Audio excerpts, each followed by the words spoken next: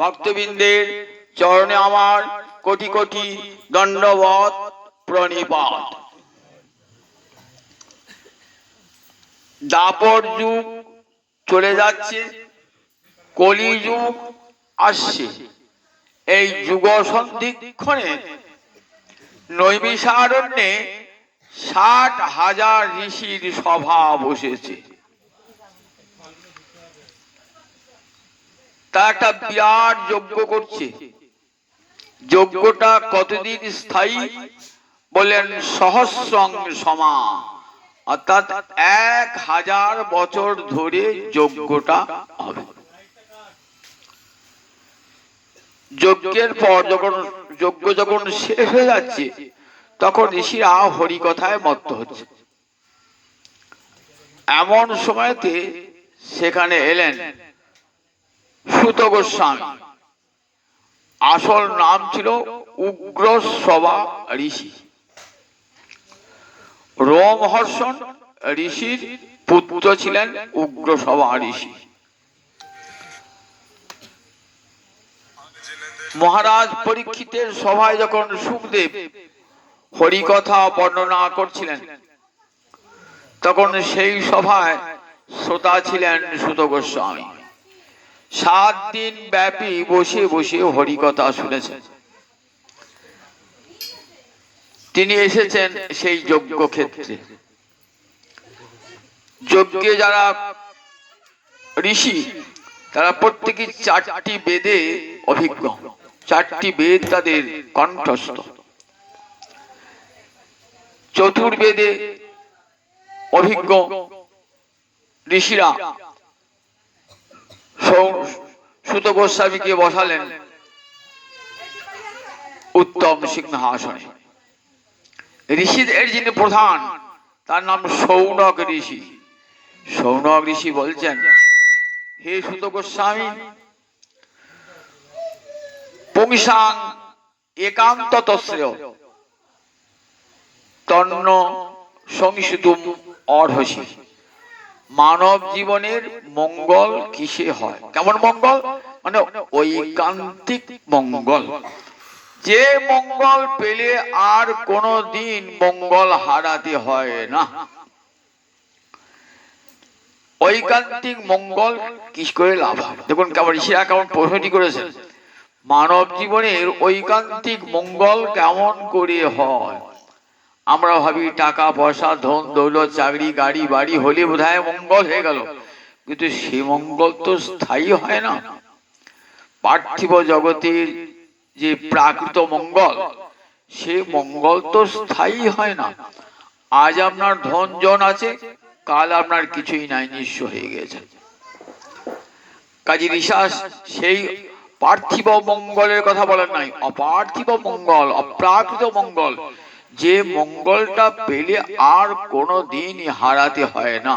তাই পুংসাম একান্তত শ্রেয়, জীবের ঐকান্তিক মঙ্গল কি করে হবে বলুন। দেখুন, এমন একটি প্রশ্ন করেছেন যে প্রশ্নটি আমাদের সবার ক্ষেত্রে, ব্রাহ্মণ, ক্ষত্রিয়, বৈশ্য, শূদ্র, নর নারী, ব্রহ্মচারী, গৃহস্থী, বানপ্রস্থী, সন্ন্যাসী, 4 বর্ণের 4 আশ্রমের সমস্ত নরনারীর একান্ত প্রার্থনা, আমার যেন মঙ্গল হয়, আমার যেন সুখ হয়। সকালে উঠে আমাদের কি প্রার্থনা? সুখং মে ভূয়াৎ দুঃখং মে মা ভূত। আমার যেন সুখ হয়, আমার যেন দুঃখ না হয়। সকালে উঠেই বিছানায় বসে বসে আমরা ভগবানের কাছে এই প্রার্থনা করি, সুখং মে ভূয়াৎ দুঃখং মে মা ভূত। আমার যেন সুখ হয়, মঙ্গল হয়, দুঃখ যেন আমাকে স্পর্শ করতে না পারে। ভদ্রং কর্ণেভি শৃণুয়াম দেবা। বেদে ঋষি বলছেন, ভদ্রং কর্ণেভি শৃণুয়াম দেবা। হে দেবগণ, আমরা যেন সকালে উঠে কানে মঙ্গল বার্তা শুনতে পাই। ভদ্রং পশ্যেম অক্ষভি যজত্রা। হে যজনীয় দেবগণ, আমরা যেন চোখে সব মঙ্গলময় জিনিস দর্শন করি। এটি আমাদের সবার অন্তরের প্রার্থনা। সকালে উঠে যেন ভালো কথা শুনতে পায়, সকালে উঠে যেন ভালো জিনিস চোখে দেখতে পায়। এটা সবার অন্তরের প্রার্থনা।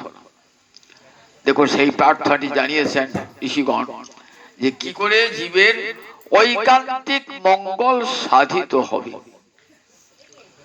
উত্তরটা কেমন দিচ্ছেন দেখুন সুত গোস্বামীপাদ। এই সুত গোস্বামীপাদ বলরামের কৃপায় হরিকথার বক্তা হয়েছিলেন।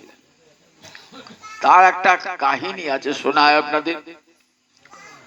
সুত গোস্বামীর পিতার নাম ছিল রোমহর্ষণ ঋষি। এমন হরিকথা বলতেন না, শ্রোতাদের রোম কেঁপে উঠত, সৃষ্ট হয়ে উঠত হরিকথায়। তাই তার নাম ছিল রোমহর্ষণ ঋষি। রোমহর্ষণ ঋষি ওই নৈমিষারণ্যে হরিকথা বলছেন। এমন সময়ে সেখানে বলরাম এসে হাজির। কুরুক্ষেত্র যুদ্ধের পূর্বে বলরাম ঠিক করলেন যে আমি যুদ্ধ দেখব না। কেন দেখব না? জানতেন এই যুদ্ধে তার শিষ্য দুর্যোধনের পরাজয় ঘটবে এবং বিনাশ ঘটবে। জগতের কোন গুরু তার শিষ্যের সর্বনাশ দেখতে চান কি? তাই বলে এই যুদ্ধ আমি দেখব না বলে চলে গেলেন। যুদ্ধের পূর্বে, যুদ্ধে তিনি ছিলেন না, চলে গেলেন। যুদ্ধের শেষ দিনে এসে হাজির হয়েছিলেন। যখন বলরাম এলেন নৈমিষারণ্যে, সব ঋষি উঠে দাঁড়ালেন, কিন্তু রোমহর্ষণ উঠে দাঁড়ালেন না। বলরামের ক্রোধ হয়ে গেল। বলরাম তখন একটা কুশ নিক্ষেপ করলেন। কুশ, পুজোর সময় লাগে দেখেন না কুশ, সেই কুশ নিক্ষেপ করলেন। সেই কুশটার এত শক্তি যে রোমহর্ষণ ঋষির ধর আর মুন্ড পৃথক হয়ে গেল। তখন ঋষিরা হাহাকার করলেন, বললেন এ কি প্রভু, আপনি এ কি করলেন? এত বড় অন্যায় কর্মটা করলেন। আপনি ব্রহ্মবদের ভাগী হলেন। বললেন ও তো সুত, ব্রাহ্মণ নয়।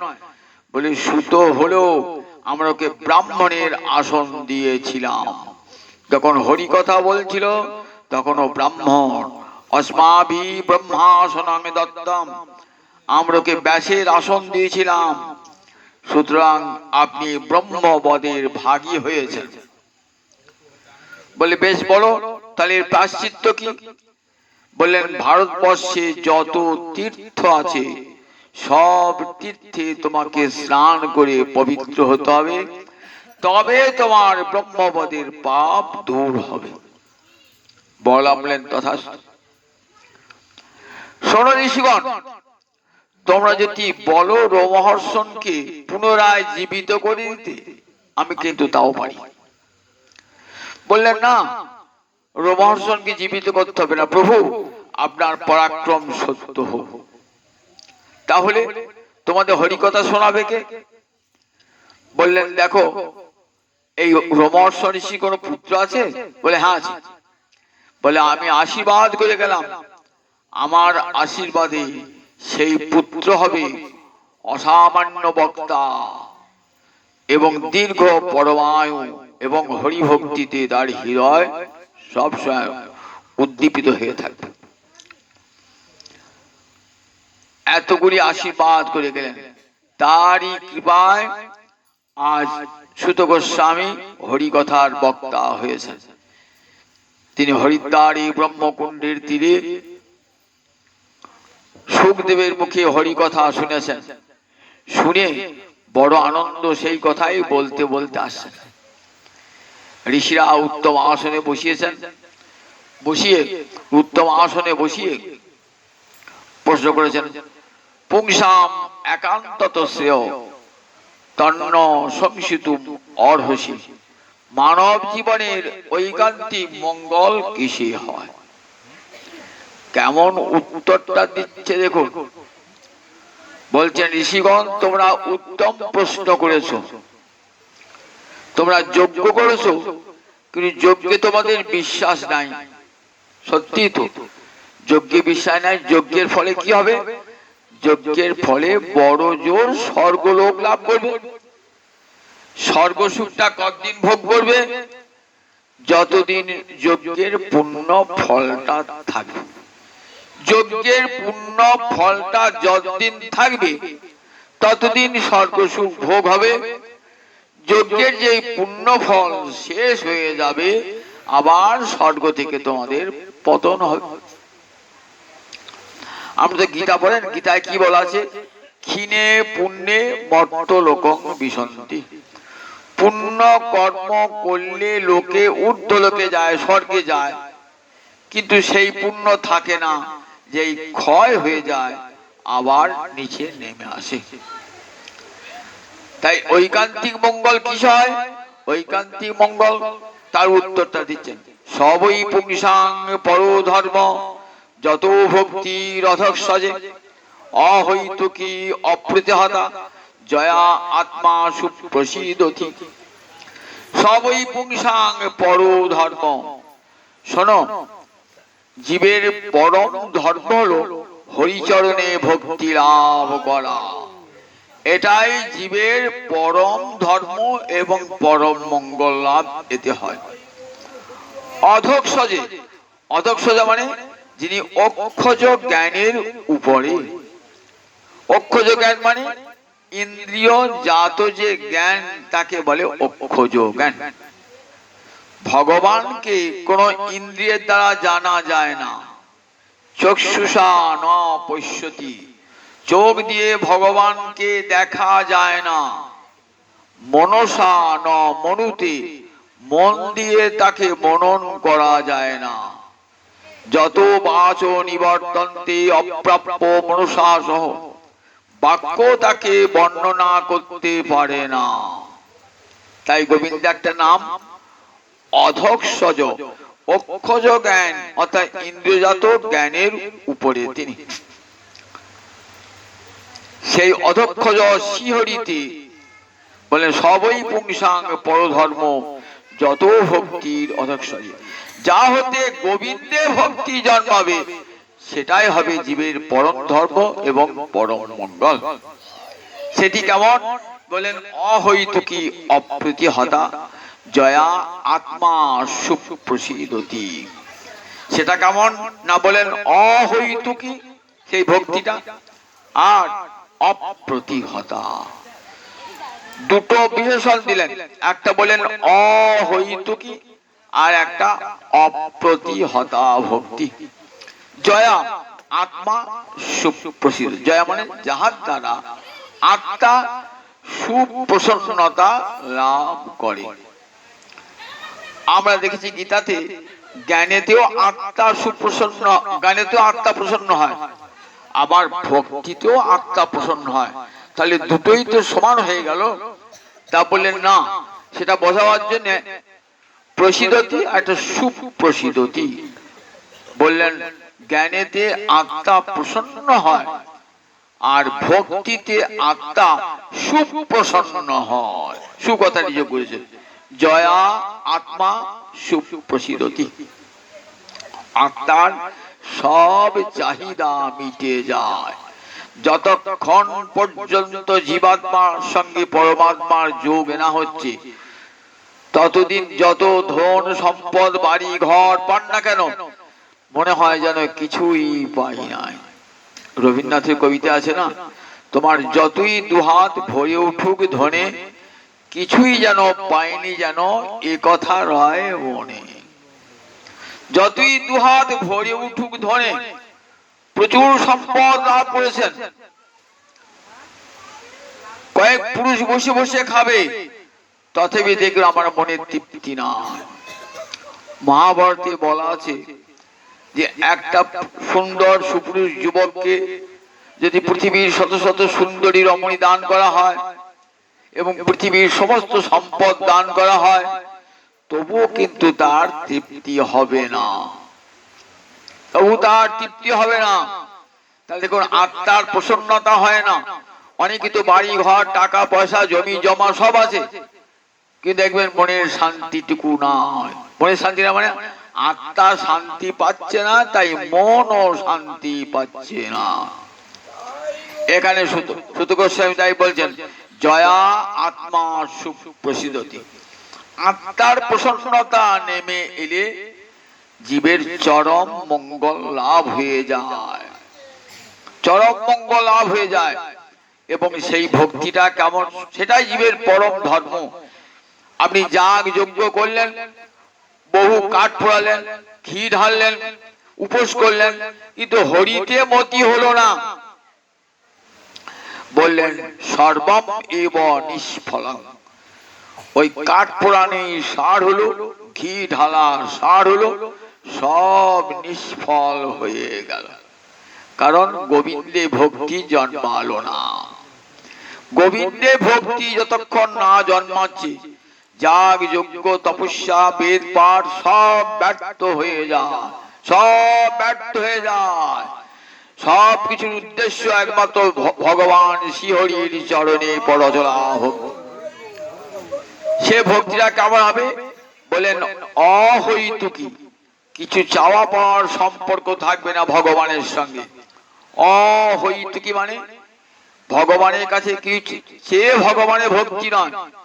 ভগবানকে চাইছি, ভগবান আমাকে টাকা দাও, পয়সা দাও, বাড়ি ঘর দাও। বলেন এই ভক্তিটায় খাদ আছে। সোনায় যেমন খাদ থাকে না, তোমার ভক্তিটায় খাদ আছে, ত্রুটি রয়েছে। কেন? তুমি কেবল ভগবানকে দেহি দেহি দাও দাও বলছো। যে ভক্তিতে কেবল চাওয়া ভগবানকে, সেই ভক্তিটা আসল ভক্তি নয়। তা বলে ভক্তি কেমন? অহৈতুকী। ভগবান তোমার কাছে কিছুই চাই না, আমার হৃদয়ের সর্বস্ব ভালোবাসা তোমার চরণে অর্পণ করে দিলাম। ভক্তিতে যখন হৃদয় পূর্ণ হয়ে যায়, তখন ভক্ত আর ভগবানের কাছে কিছুই চান না। একটা উদাহরণ দিই, আমরা গৌলিয়া দেখেছেন তো, খোলা বেচা শ্রীধর নাম শুনেছেন তো? খোলা বেচা, খোলা বেচা মানে কলার পেটু বিক্রি করত, কলার পেটু বিক্রি করত, থর মোচা এইসব বিক্রি করত নবদ্বীপের বাজারে। নিমাই তখন নবদ্বীপে, নিমাই তখন মহাপ্রভু হন নাই, সন্ন্যাস গ্রহণ করেন নাই, শ্রীকৃষ্ণ চৈতন্য হন নাই। তখন নবদ্বীপের গৌর, নবদ্বীপের নিমাই, নিমাই পণ্ডিত, পণ্ডিত বলি খ্যাতি। তিনি আসতেন নবদ্বীপের বাজারে, এসে ঘুরতে ঘুরতে কোথায় ওই শ্রীধরের কাছে যেতেন।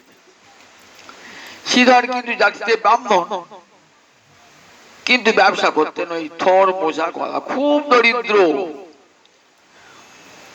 ঘরে কি দিয়ে ছাউনি, খড় দিয়ে ঘর ছাউনি, তো তার খড়টা কিন্তু তো পয়সা লাগে। দেখা যাচ্ছে ঘরে সব জায়গায় ওই খড়ও নাই, জল পড়ে, রোদ ঢোকে, তার মধ্যে কিন্তু পরমানন্দে থাকেন শ্রীধর।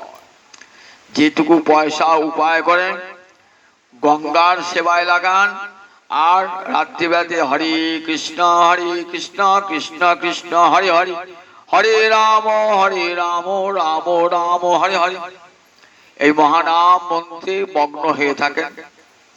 গোবিন্দকে ভোগ লাগিয়ে সেই প্রসাদ পান, কিছুই নাই, কিন্তু মনে পরম প্রশান্তি, পরম আনন্দ। কিছুই নাই, কিন্তু হরিনাম করে তার পরম আনন্দ, কোন চাহিদাও নাই। মহাপ্রভু প্রতিদিন যেতেন,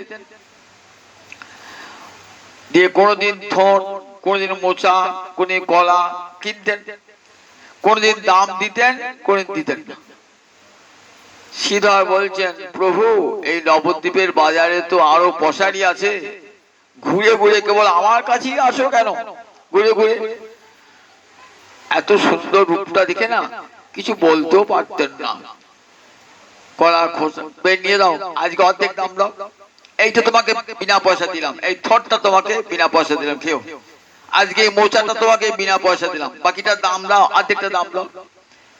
এই করে কতদিন কারাকারি করতেন, না তোমার মোচাটা আমি নেবো, না তোমার থরটা আমি নেবো, কিছু বলতে পারতেন না।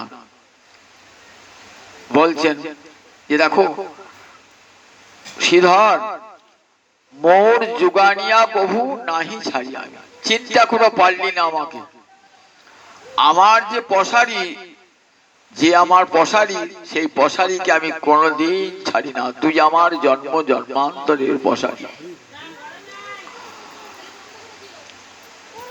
যেদিন সাত প্রহরিয়া ভাব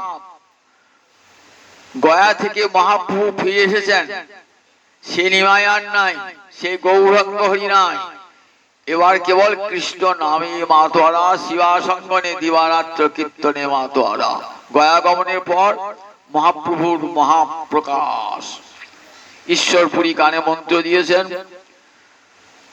হেন দীক্ষা দাও যেন হই কৃষ্ণ দাস।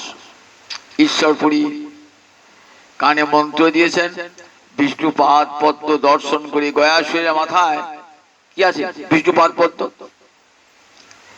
গয়াতে পিণ্ড দিয়ে কেন, কোথায় দেয় পিণ্ডটা? ওই গয়াসুরের মাথায়, সেখানে বিষ্ণু চরণ আছে, ওইখানে পিতৃপুরুষের পিণ্ড দান করে। গয়াসুরের সঙ্গে যুদ্ধ চলছে দেবতাদের। গয়াসুরকে হারাতে পারছে না, কোনো মতেই হারাতে পারছে না। গোবিন্দ এলেন, ভয়ঙ্কর যুদ্ধ হচ্ছে, কিছুতেই গয়াসুর পরাজিত হচ্ছে না। তখন গয়াসুর বললেন যে আমি পরাজিত হব একটা শর্তে, গোবিন্দ যদি তার চরণটা আমার মাথায় দেয়। গয়াসুরের মাথায় গোবিন্দ চরণটি দিলেন, গয়াসুর মৃত্যুবরণ করল। আজও দেখবেন সেই বিহারে গয়াতে গয়াসুরের মাথায় গোবিন্দ চরণ আছে। ওই গোবিন্দ চরণে পিতৃপিণ্ড দান করে নয়ন জলে ভাসছেন আমার মহাপ্রভু। ঈশ্বরপুরীর সঙ্গে দেখা, ঈশ্বরপুরীর কাছে দীক্ষা গ্রহণ করে এমন মন্ত্র দাও আমি যেন কৃষ্ণ দাস হতে পারি। এবার গয়া থেকে যখন ফিরে এলেন না, তখন আর নিমাই নয়, মহাপ্রভু হয়ে গেছেন দিবারাত্র কৃষ্ণ প্রেমে কাঞ্চন শিবাসঙ্গনে। সাত প্রহরিয়া ভাব ধরেছেন কোথায়? শিবাসের বিষ্ণু মন্দিরে বসেছেন, বিষ্ণুর সিংহাসনে। সাত প্রহরিয়া মানে, সাত প্রহর মানে এক একটা প্রহর 3 ঘন্টা, 21 ঘন্টা ভগবত ভাবে বসে আছেন, সবাইকে কৃপা করছে। শিবাসকে বলছেন শ্রীধরকে নিয়ে আয়, শ্রীধরকে নিয়ে আয়। শ্রীধরকে, সে একজন ঠোঁট বেচে কলা বেচে, তাকে আর কে চিনবে? সবাই খুঁজতে বেরিয়েছেন শ্রীধরকে। খুঁজতে খুঁজতে গ্রামের প্রান্তে দেখছেন চালে খড় নাই, ভাঙা একটা বাড়ি, সেইখানে বসে বসে একজন হরে কৃষ্ণ নাম করছে। তোমার নাম শ্রীধর? বলে হ্যাঁ আমার নাম শ্রীধর। চলো গৌর হরি তোমাকে ডাকছে। বলে না না, অত বড় নিমাই পণ্ডিত, তার কাছে আমি যেতে পারি? আমি সামান্য থোর মোচা বিক্রি করি। না না, আমি তো পারবো না, চলো তোমাকে যেতে হবে। শিবাস এবং তার সঙ্গীরা জোর করে নিয়ে এলেন। যখন নিয়ে এলেন তখন কি দেখছেন? তখন দেখছেন আর গৌরাঙ্গ হরি নয়, কি দেখছেন? মোহন মুরলী হাতে মদন মোহন দাঁড়িয়েছেন। মোহন ত্রিভঙ্গ ভঙ্গি হয়ে দাঁড়িয়েছেন, গৌর হরিকে দর্শন করছেন না, তার আরাধ্য দেবতা মদন মোহনকে দর্শন করছেন। বলছেন শ্রীধর তুই কি নিবি বল আমার কাছে, কি নিবি আমার কাছে বল। অনেকদিন তো ঠোঁট খেয়েছি, মোচা খেয়েছি, গলার পেটু নিয়েছি, দাম দি নাই, আজ সব দাম মিটিয়ে দেবো। বলছেন প্রভু আমাকে অনেক ঠকা ঠকিয়েছে প্রভু, আর আমাকে ঠকাতে পারবে না প্রভু। আমি কোনো বর নেবার জন্য তোমার কাছে আসি না। বর নেবে না? আমি তোমাকে ইচ্ছা করলে ইন্দ্রপদ দান করতে পারি, ব্রহ্মপদ দান করতে পারি, একটা দ্বীপের অধিপতি করতে পারি, তোমাকে মুক্তি দান করতে পারি, স্বর্গলোকের আধিপত্য দান করতে পারি। নেবে না? বললেন না না, ওসব নেবার জন্য আমি তোমাকে ভক্তি করি না। বেশ প্রভু, বর নাও বর নাও বলছো, তাহলে একটা বর আমাকে দাও। দেখুন কি বর চাইছে একবার দেখুন। এই যে বলে না অহৈতুকী ভক্তি, কি বর চাইছে? যে ব্রাহ্মণ কাড়িলেন মোর খোলা পাত, সেই ব্রাহ্মণ জন্মে জন্মে হোক মরনাথ। যে ব্রাহ্মণ মোর শোনে করিল কন্দল, মোর প্রভু হৌদার চরণ যুগল। ইচ্ছে করে অনেক কিছু চাইতে পারতেন মহাপ্রভুর কাছে, কিছুই চাইলেন না। কেমন ভক্তি রেখেছেন? ভক্তিতে সত্যিকারের ভক্তি যদি হৃদয়ে উদিত হয় তাহলে কিন্তু ভগবানের কাছে চাই। ভক্তি মানে তো ভালোবাসা। ভালোবাসা নির্মল হয় কখন? যে ভালোবাসায় চাওয়া পাওয়া থাকে না, সেই ভালোবাসা হয় নির্মল ভালোবাসা। ভগবানকে ভাগবত শিখেছেন এমনি করে ভালোবাসতে হবে যেখানে কোনো চাওয়া পাওয়া নাই, অথচ সব পাওয়া হয়ে যাবে, সব পাওয়া হয়ে যাবে। ভগবানকে পেলেই সব পাওয়া হয়ে যায়। কি চাইলেন? যে ব্রাহ্মণ কাড়িলেন মোর খোলা পাত, সেই ব্রাহ্মণ জন্মে জন্মে হোক মরনাথ। যিনি কলার খোলা, কলার পাতা আমার কাছে কেড়ে কেড়ে খেতেন, সেই ব্রাহ্মণ যেন জন্মে জন্মে আমার প্রভু হন। যিনি আমার সঙ্গে নবদ্বীপের বাজারে প্রতিদিন ঝগড়া করতেন, কোন্দল করতেন, তার চরণ যুগল যেন আমার সেব্য হয় জন্মে জন্মে। আর কোনো প্রার্থনা নাই, কোনো কিছুই চাইলেন না। দেখুন কাকে অহৈতুকী ভক্তি বলে। অহৈতুকী ভক্তি, হেতুবিহীনা ভক্তি। হরিদাস ঠাকুর এসেছেন। হরিদাস, আমার জন্য কত যন্ত্রণা ভোগ করেছো, তোমার তো কোনো অপরাধ নাই, কেবল হরিনাম করেছো, তার জন্য কত কষ্ট ভোগ করতে হচ্ছে তোমাকে। কাজীর চরেরা 22টা বাজারে নিয়ে গিয়ে তোমাকে চাবুকের আঘাতে আঘাতে তোমার পিঠে দাগ ফেলে দিয়েছে। আমি সহ্য করতে পারি না, আমি ছুটে আনলাম চক্রানো চক্রানো বলে। তখন তুমি কি প্রার্থনা করলে? এসব জীবের কৃষ্ণ করহ প্রসাদ, মোর দ্রোহে এসবার নহুক অপরাধ। আমি যখন চক্রানো চক্রানো বলছি, সুদর্শন চক্র, আমার যারা ভক্তের বিরোধিতা করে আমি চক্র দিয়ে তাদের হত্যা করি, সুদর্শন চক্র দিয়ে। আমি সব সহ্য করতে পারি, কিন্তু আমার ভক্তদ্রোহিতা আমি কখনো সহ্য করি না। কিন্তু হরিদাস, তোমার প্রার্থনা আমি চক্র রেখে দিয়ে এলাম, আমি চক্র আনতে পারলাম না। তোমাকে যখন চাবুকের আঘাতের পর আঘাত দিচ্ছে, তুমি কি প্রার্থনা করলে? এসব জীবের কৃষ্ণ করহ প্রসাদ, মোর দ্রোহে সবার নহুক অপরাধ। হে গোবিন্দ, আমাকে যারা মারছে না তাদের কোনো অপরাধ নিও না, তাদের তুমি ক্ষমা করো। দেখেছেন কেমন ভক্ত? চাবুকের আঘাতে পিঠ লাল করে দিয়েছে, রক্ত বার হচ্ছে, কিন্তু হরিদাস ঠাকুর কি প্রার্থনা করছেন? আমাকে যারা মারছে চাবুকের আঘাতে তাদের কোনো দোষ নিও না, অপরাধ নিও না,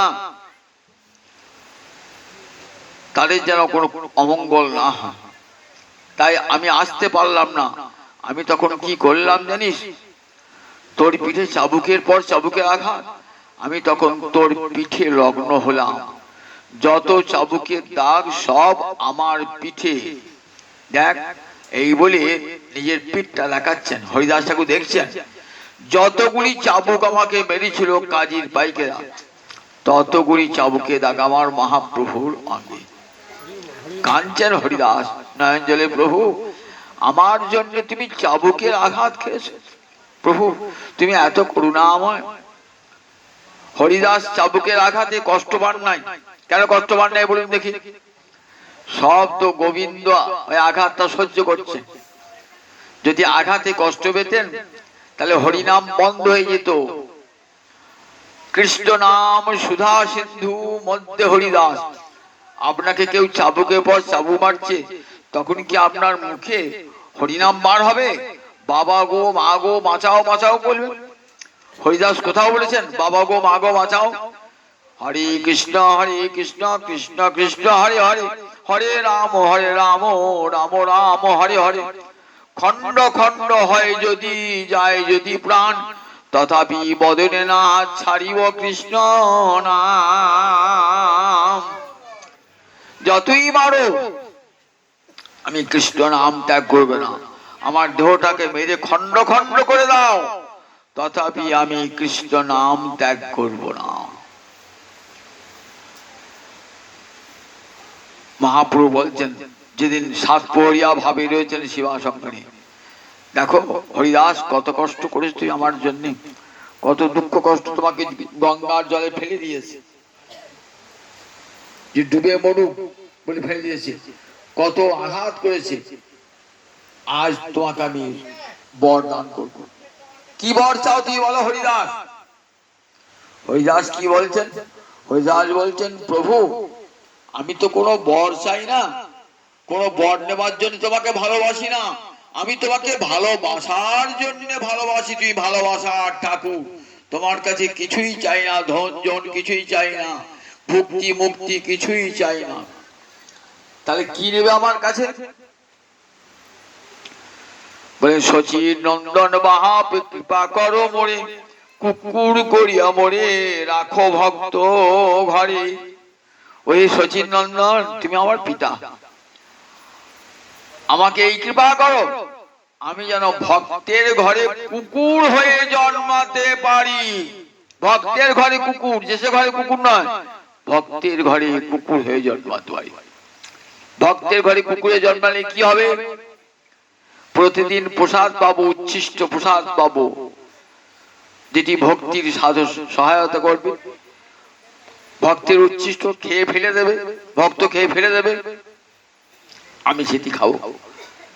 বৈষ্ণবের উচ্ছিষ্ট তাহে মোর মননিষ্ঠ, তর্পণ মোর বৈষ্ণবের নাম, বৈষ্ণবের নামে তে উল্লাস, বৃন্দাবনে চবুতারা তাহে মোর মনোভরা, কহে দিন নরোত্তম দাস। বৈষ্ণবের উচ্ছিষ্ট তাহে মোর মননিষ্ঠ, বৈষ্ণবের নামেতে উল্লাস। নটনাথ বলছেন বৈষ্ণবের উচ্ছিষ্ট খেলে কি হয়? বৈষ্ণবের উচ্ছিষ্ট খেলে কৃষ্ণ ভক্তি বর্ধিত হয়। ভক্ত পদ ধুলিয়ার ভক্ত পদ জল, ভক্ত ভুক্ত শেষ এই তিন সাধনের বল। ভক্ত পদ রজ আর ভক্ত পদ জল, ভক্তের পায়ের ধুলা, ভক্তের পদভুক্ত জল আর ভক্তের উচ্ছিষ্ট, এই তিনটি ভক্তি সাধনের শক্তি যোগায়। তাই হরিদাস কি চাইলেন? শচীর নন্দন বাহা কৃপা করো মোরে, কুকুর করিয়া মোরে রাখো ভক্ত ঘরে। আমি তো কুকুর হয়ে থাকবো, তা ভক্তের ঘরে আমাকে কুকুর করো। প্রতিদিন দেখবো হরি সেবা হবে, আমি মন্দিরে গিয়ে কাঁসো ঘন্টার বাজনা শুনতে পাবো, কত লোক প্রসাদ পাবে, কত ভক্তের পদধূলি গায়ে মাখতে পাবো। আবার ভক্তরা খেয়ে যখন পাতাগুলি ফেলে দেবেন, তখন আমি সেই পাতা চেটে চেটে খাবো, প্রসাদ খাবো। কত ভাগ্য দিকে একবার। শচী নন্দন বাপ কৃপা করো মোরে, কুকুর করিয়া মোরে রাখো ভক্ত ঘরে। এর নাম অহৈতুকী ভক্তি। এই যে বললাম না, সুত গোস্বামী বলছেন সবই পুংসাং পরধর্ম, যত ভক্তি অধঃসজে, অহৈতুকী অপ্রতিহতা, জয়া আত্মা সুপ্রসিদ্ধ। এই ভক্তি হৃদয়ে উদিত হলে কেমন চিত্ত নির্মল হয় দেখুন, কোনো ভোগ বাসনা থাকে না, মুক্তির বাসনা পর্যন্ত থাকে না। কাদের অন্তর অশান্ত? যাদের অন্তরে ভোগ কামনা, যাদের অন্তরে মুক্তি কামনা, মুক্তি কামী সকলই অশান্ত। কৃষ্ণ ভক্ত নিষ্কাম অতএব শান্ত। কৃষ্ণ ভক্তির কোনো কামনা থাকে না, তাই চিত্ত কামনা বাসনার তরঙ্গে চঞ্চল হয় না। হনুমান কত সেবা করেছে বলুন দেখি একবার। হনুমান কত সেবা করেছে রামচন্দ্র। রামায়ণ খানা পড়লি দেখতে পাবে যে হনুমানের এমন প্রভু ভক্তি, রাম ভক্তি জগতে দেখা যায় না। তাই আজও আমরা রামচন্দ্রের মন্দিরে গেলে হনুমানকে আগে প্রণাম করি, রামায়ণ পড়বার আগে হনুমান চালিসা পড়ি, সংকট মোচন স্তব পড়ি। সেই হনুমানের এমন কৃষ্ণ ভক্তি কেমন দেখুন, কেমন করে রামচন্দ্রের সেবা করেছে। রাম রাবণের যুদ্ধ হচ্ছে, ভয়ঙ্কর যুদ্ধ। রামচন্দ্র তো রথ নাই সেখানে, যখন যুদ্ধ হচ্ছে রাবণের সঙ্গে লঙ্কায় গিয়ে যুদ্ধ হচ্ছে, সেখানে তো রামচন্দ্রের রথ নাই। রাবণ কি রথে চড়ে যুদ্ধ করছে? রথে চড়ে যে যুদ্ধ করে মন করুন, সে তো সুযোগ বেশি পায়, আর নিচে যে আনিয়া সে তো সুযোগ কম পায়। তাহলে একের পর এক চোখে চোখে বাণ এসে রামচন্দ্রের অঙ্গে লাগছে। হনুমান আর সহ্য করতে পারলেন না, বললেন প্রভু তুমি আমার কাঁধে চেপে যুদ্ধ করো। হনুমানের এত শক্তি না, এমন গুরু কৃষ্ণ ভক্তি। হনুমান দেহটাকে একবার বিশাল করে রাবণের রথে চেয়েও বড় করলেন দেহটা, বলেন প্রভু এবার আমার কাঁধে চেপে তুমি রাবণের সঙ্গে যুদ্ধ করো। রাবণ যত বাণ মারছে না, সেই বাণগুলা কাকে মারছে? আগে তো রথকে মারে, রথটা পড়ে গেলে রথে বুঝে চেপে শিব পড়ে যাবে। সে রথ দেখবেন প্রতিপক্ষ যোদ্ধা যখন যুদ্ধ করে না, বাণগুলো রথে মারে যাতে রথটা ভেঙে চুরমার হয়ে যায়, পড়ে গেল, রথি পড়ে গেল। হনুমানের অঙ্গে বাণ আসছে, হনুমানের অঙ্গে সব বাণগুলো হনুমানের অঙ্গে লাগছে, হনুমানের অঙ্গে লাগছে। রক্ত বার হচ্ছে, তথাপি টলছে না এক মুহূর্ত। ভাবছেন আমি যদি টলি তাহলে আমার প্রভু পড়ে যাবে, আমার অঙ্গ হতে পড়ে যাবে। সব কষ্ট সহ্য করছেন হনুমান, সব কষ্ট সহ্য করছেন হনুমান, একটু এদিক ওদিক হচ্ছেন না, যদি আমার প্রভু পড়ে যায়। দেখুন সেই হনুমান কত ভাবে সেবা করছেন রামচন্দ্র। সমুদ্র পার হয়েছেন, সীতা দেবীকে রামচন্দ্রের খবর দিয়েছেন, আবার এপারে এসে রামচন্দ্রকে সীতা দেবীর খবর দিয়েছেন। বন্ধন স্বীকার করেছেন, লেজে আগুন ধরিয়ে দিয়েছেন।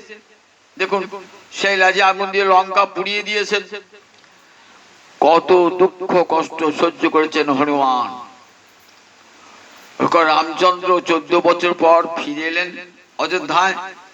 তখন রামচন্দ্র কল্পতরু, যে যা চাইবে তাকে তাই দেবে, যে যা চাইছে দুহাত ভরে দিয়ে দিচ্ছে সবাইকে। বলছে হনুমান তুমি কি নেবে বলো। সবাই তাকিয়ে আছে যে হনুমান কি চায় একবার দেখো। রামচন্দ্র বলছেন আমার এক হাতে আছে স্বর্গের ঐশ্বর্য, আর এক হাতে আছে মুক্তি। তো হনুমান তুই কি নিবি বল? স্বর্গের ঐশ্বর্য নিশ্চয়ই নিবি না, কারণ আমি যখন সীতাকে উদ্ধার করলাম, বিভীষণকে রাজা করলাম, তখন বিভীষণ আমাকে একটা সমুদ্রের তলা থেকে পাওয়া রত্ন, সেই রত্নের মালা আমাকে দিয়েছিল উপহার। আমি আর কাকে দেবো? আমার প্রিয় ভক্ত হনুমন্তকেই দিয়েছিলাম। তুই কি করলি? নাকি সুখে সুখে দেখলি রাম অঙ্গের গন্ধ আছে কিনা, দাঁতে কেটে কেটে দেখলি রাম সীতার মূর্তি আছে কিনা, দেখলি না ছুঁড়ে ফেলে দিলি। সুতরাং তুই তো জগতে অন্য কোনো বস্তু নিবি না, জগৎ ধন সম্পদ নিবি না, তাহলে এক মুক্তি নে। হনুমান আচ্ছা প্রভু মুক্তি জিনিসটা কি? মুক্তি জিনিসটা কি শুনবি? আর তোকে মায়ের পেটে আসতে হবে না, আর তোকে জন্ম পরিগ্রহ করতে হবে না, মাতৃ জঠর যন্ত্রণা ভোগ করতে হবে না, তুই পরমানন্দে আমার সঙ্গে বিলীন হয়ে যাবি। কি বলছেন দেখুন, বলছেন প্রভু আমি তো চাই না ভববন্ধন, বলে ভববন্ধন তোর ছেদ হয়ে যাবে, আর ভববন্ধন তোকে স্বীকার করতে হবে না। হনুমান কি উত্তর দেন? সবাই কানটি খাড়া করে আছেন, হনুমান কি বলবেন? বলছেন প্রভু ভববন্ধ ছিদেস্তস্য স্পৃহামি না মুক্তয়ে ভবান প্রভু অহং দাস ইতিযত্র বিলুপ্পতে। হনুমান জিজ্ঞেস আচ্ছা প্রভু মুক্তি তোমার সেবা হবে? বলে না না, মুক্তিতে সেবা হয় না, মুক্তি তো অঙ্গে বিলীন হয়ে যাবে, সেবা হবে কি করে? ভক্ত ভগবান এক হয়ে যাবে। বলছেন ভববন্ধ ছিদেস্তস্য স্পৃহামিনা মুক্ত, ভববন্ধন নাশকারী যে মুক্তি, সেই মুক্তি আমি চাই না। তাহলে কি চাও? বলেন ভবান প্রভু অহং দাস ইতিযত্র বিলুপ্পতে, যে মুক্তিতে তুমি আমার প্রভু আমি তোমার দাস, এই সম্পর্ক লোপ পেয়ে যায়, সেই মুক্তি আমি চাই না। আমি যুগে যুগে রাম দাস হয়ে আসবো প্রভু, তোমার সেবা করবো প্রভু।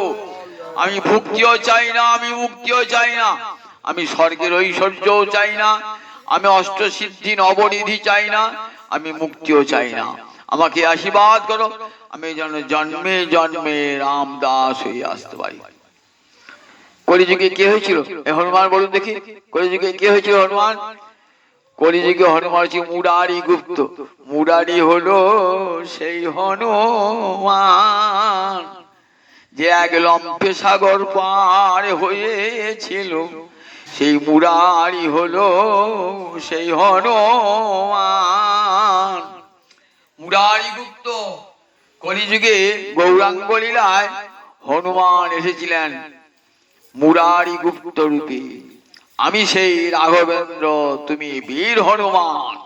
মুরারি গুপ্তকে বলছেন আমি সেই রাঘবেন্দ্র, তুমি বীর হনুমান। এতখানি সেবা হনুমানের, দেখুন কিরকম। রাম রাবণের যুদ্ধ হচ্ছে, তো যুদ্ধ হতে হতে না এমন রাবণ একটা বান ছুড়েছে না, বান থেকে একবারে হাজার হাজার সাপ বেরিয়েছে। সাপগুলো রাম আর লক্ষ্মণকে জড়িয়েছে এমন করে না, আর রাম লক্ষ্মণ আর যুদ্ধ করতে পারছেন না, ভূমিতে পড়ে গেছে। কি করা যায় তখন? নারদ তখন গরুরকে বলছেন যাও প্রভুকে ছাড়াও। এদিকে রামচন্দ্রকে বলছে তুমি গরুরকে স্মরণ করো, লক্ষ্মণকে বলছে গরুরকে স্মরণ করো।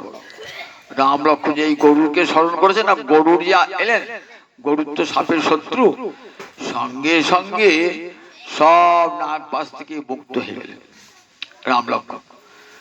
তখন বলছেন যে গরু তুমি আমাদের কাছে বর চাও। রাম লক্ষ্মণ বলছেন বর দেবে প্রভু? তাহলে এই বর দাও। কি বর দাও? আমি যে মূর্তিতে তোমার আরাধনা করি সেই মূর্তিতে আমাকে দেখাও। কোন মূর্তিতে? ওই শ্যামী সুন্দর মূর্তি দেখাতে হবে তোমাকে, ওই মূর্তি আমার আরাধ্য। বললেন ত্রেতা যুগে তা সম্ভব হবে না, ত্রেতা যুগে সম্ভব হবে না। ত্রেতা যুগে আমি এই রাম মূর্তিতে নবদুর্বাদ শ্যাম, ওই মূর্তিতে আমি দেখা দিতে পারবো না। বললেন প্রভু তাহলে বড় নেব না। বর নেবে না? বললেন দেখাতে পারি, কিন্তু হনুমান আছে তো, হনুমান আছে তো গরু। বললেন কোনো চিন্তা নাই, হনুমান দেখতে পাবে না, আমি পাখা দিয়ে ঘিরে দাঁড়াবো। পাখা দিয়ে, গরুরের তো বড় বড় পাখা, পাখা দিয়ে এমন করে রামচন্দ্রকে ঘিরে দাঁড়িয়েছেন না। বললেন প্রভু একবার দাঁড়াও, সে মোহন মুরলী হাতে ত্রিভঙ্গ ভঙ্গি হয়ে একবার দাঁড়াও না। কৃষ্ণ রামচন্দ্র দাঁড়ালেন, দাপরের রূপ দেখালেন একবার, মোহন মুরলী হাতে ত্রিভঙ্গ ভঙ্গি হয়ে। গরু বলে পেয়ে গেছি, আমার যা চাওয়া সব পেয়ে গেছি বলে প্রণাম করে চলে গেলেন। হনুমান কিন্তু দেখতে পেয়েছে যে আমার প্রভুকে কৃষ্ণ রূপ দেখিয়েছে। বলে দাঁড়াও আমি প্রতিশোধ নেবো, দাপর আসুক আমি প্রতিশোধ নেবো। হনুমান তো চিরজীবী, কল্পান্তজীবী। হনুমান তখন বেঁচে আছে, কৃষ্ণ লীলা হচ্ছে দাপরে। তখন বলছেন যাও গরুর এবার ডেকে নিয়ে এসো হনুমান, হনুমানকে ডেকে নিয়ে এসো। গরুর গেছে হনুমানকে ডাকতে। হনুমান রয়েছেন কিম পুরুষ বর্ষে, এটা যেমন ভারতবর্ষ 9টা বর্ষ আছে, জম্বুদ্বীপে 9টা বর্ষে একটা নাম ভারতবর্ষ, আবার কিম পুরুষ বর্ষে সেখানে আছেন। সেখানে গেলেন, গরু দেখছেন গরু রাম মূর্তি অঙ্কন করছে, রামচন্দ্রের মূর্তি অঙ্কন করছে আর বারবার প্রণামে আছে। বলছে হনুমান তোমাকে ডাকছেন যদুপতি। যদুপতি তোমাকে ডাকছেন, কৃষ্ণ তোমাকে ডাকছেন। একবার কান কান শুনলো, গ্রাহ্যই করলো না, আবার মূর্তম করলো। ভগবান ডাকছেন, যদুপতি যাবে না, তো স্পর্ধা কম না হতো বলে ল্যাজটা ধরে টান বেড়েছে।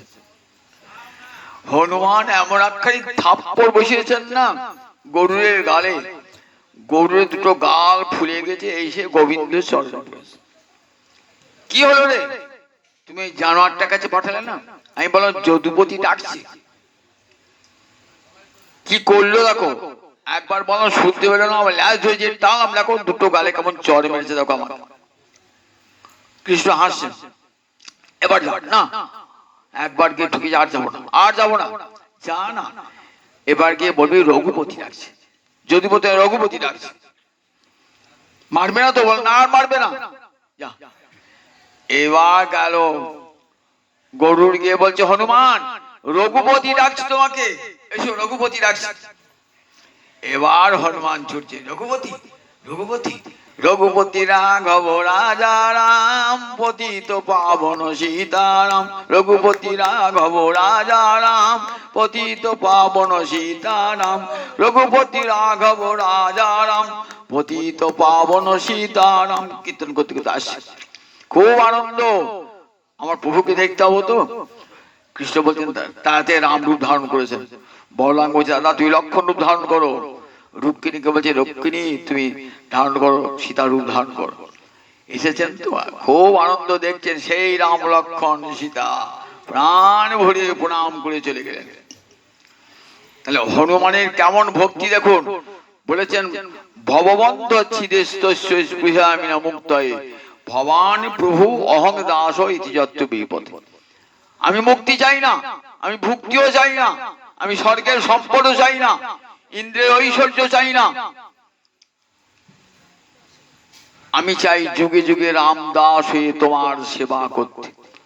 আমাকে সে আশীর্বাদ করো, আমি যেন যুগে যুগে রামদাস হয়ে তোমার সেবা করতে পারি। কেমন ভক্তি করো। তাই ভক্তি অহৈতুকী, আর একটা বিষয় হলো অপ্রতিহতা, যে ভক্তি কোথাও প্রতিহত হবে না। কি রকম বলেন, আমার গুণ শোনা মাত্র মদগুণ শ্রুতি মাত্রে ন মই সর্বগুহাশয়, মনোগতির অবিচ্ছিন্না যথা গঙ্গাম ভূষু অম্বুধৌ। আমার কথা শোনা মাত্রই হৃদয়ের সব ভালোবাসা কোথায় ছুটবে? গোবিন্দ চরণ পানে।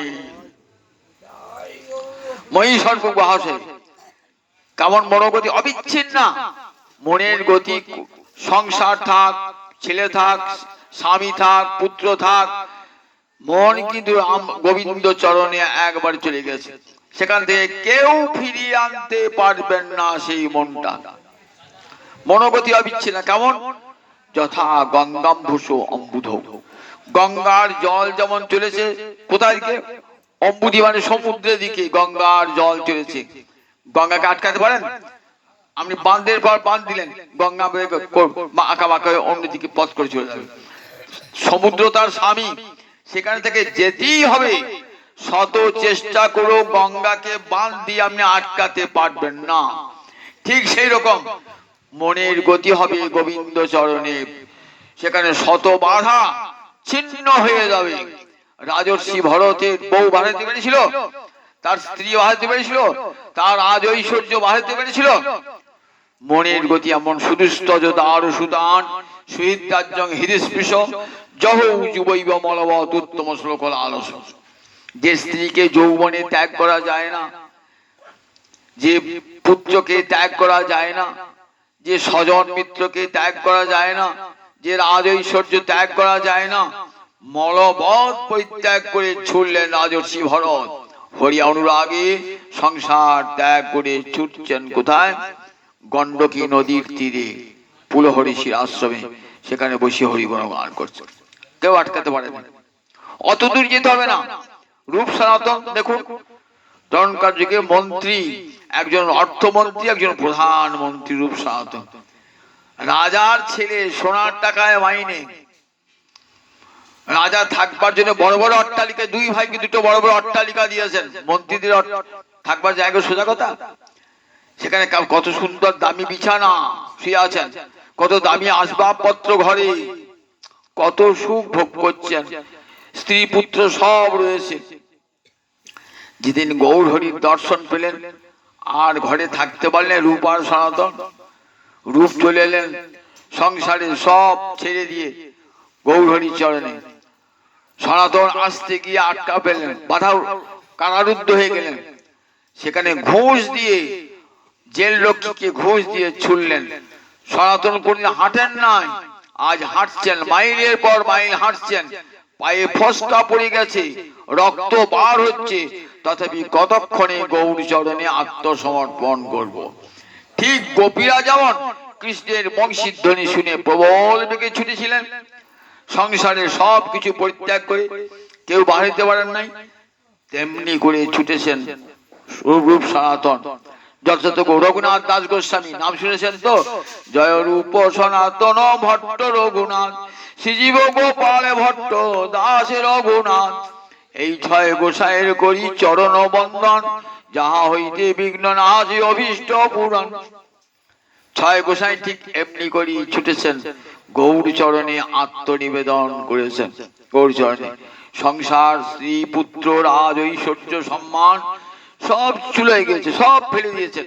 ফেলে দিয়ে গৌর হরির চরণে, হে গৌর হরি, তোমার চরণে দাস হয়ে রইলাম। এনাম অপ্রতিহতা। স্ত্রী পুত্র, সংসার, সম্মান, খ্যাতি, প্রতিপত্তি কোনো কিছুই আটকাতে পারে না। তাহলে দেখুন, এই যে অপ্রতিহতা ভক্তি, অহৈতি ভক্তি, এই ভক্তিতে কলিযুগে কে দান করেছেন? আমার গৌরাঙ্গ হরি নিতাই চাঁদ জগৎ জীবের দাঁড়ে দাঁড়ি। যে দেখো, কলিযুগে হরি ভক্তি পরম ধর্ম, আর হরি নাম হলো মহামন্ত্র, মুক্তির মন্ত্র। দুই ভাই হৃদয়ের খালি অন্ধকার, দুই ভাগবত সঙ্গে করাইল সাক্ষাৎকার। গৌর হরি আর নিতাই চাঁদ কলির অন্ধকার দূর করলেন। কলি ঘোর তিমির গ্রাস হলো জগজন, ধর্ম কর্ম গেল গৌর, ধর্ম কর্ম গেল দূর। অসাধনে চিন্তামণি বিধি মিলা বলো আনি, আমার গোড়া বড় দয়ার ঠাকুর। দুটি ভাগবতের সঙ্গে পরিচয় করলেন। এক ভাগবত ভক্তি রস শাস্ত্র, আর এক ভাগবত ভক্তি রস পাত্র। ভক্তের সঙ্গে পরিচয় করে দিলেন আর ভক্তি শাস্ত্রের সঙ্গে বলেন, কলিকালে আর কোন ধর্ম নয়, ভক্ত সঙ্গে বসে বসে ভগবান শ্রীহরি লীলা কথা কান পেতে শোনো। যাগ যজ্ঞ করতে হবে না, এর চেয়ে বড় যজ্ঞ আর হয় না। কথা যজ্ঞ, কথা যজ্ঞ, জ্ঞান যজ্ঞ বলে আর কোন যজ্ঞ নাই। আর হরিনাম যজ্ঞ করো, হরে কৃষ্ণ কৃষ্ণ কৃষ্ণ হরে হরে, হরে রাম রাম রাম হরে হরে।